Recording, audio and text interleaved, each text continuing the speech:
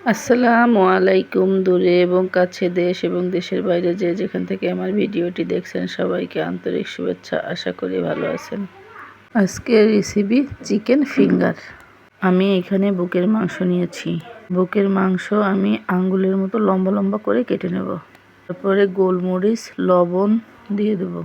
আরও আদা বাটা, রসুন বাটা, মশলার গুঁড়ো, জিরার গুঁড়ো, ধনিয়ার গুঁড়ো, মরিচের গুঁড়া, টক দই আর সয়া সস দিয়ে আমি সুন্দর করে হাত দিয়ে মেখে নেব। এখানে আমি 2 চামচ টক দই ব্যবহার করেছি, 2 চামচ টমেটো সস ব্যবহার করেছি, 1 চামচ সয়া সস ব্যবহার করেছি। পর্যায়ে আমার মাখানো হয়ে গেছে। আমি আধা ঘন্টার মতো ঢেকে রেখে দেব। তারপর আমি কিছুটা কর্নফ্লাওয়ার নিয়ে নেব মাংসটা কোট করার জন্য। এখানে আমি কোট করার জন্য নিয়েছি গোলমরিচ, লবণ, ঝালের গুঁড়া। আমি এই কর্নফ্লাওয়ারটা সুন্দর করে মাখিয়ে নিয়েছি। মাখানো হয়ে গেলে আমি একটা একটা করে মাংসগুলো কোট করে নেব। কোট করা হয়ে গেলে আমি একটি কড়াইয়ে তেল গরম করে নিয়ে আমি দিয়ে দেব। এরপর মিডিয়াম আঁচে আমি উল্টে পাল্টে লাল লাল করে ভেজে নেব।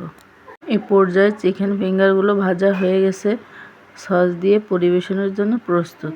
ভিডিওটি ভালো লাগলে লাইক, কমেন্ট, শেয়ার করে পাশে থাকবেন। আল্লাহ হাফেজ।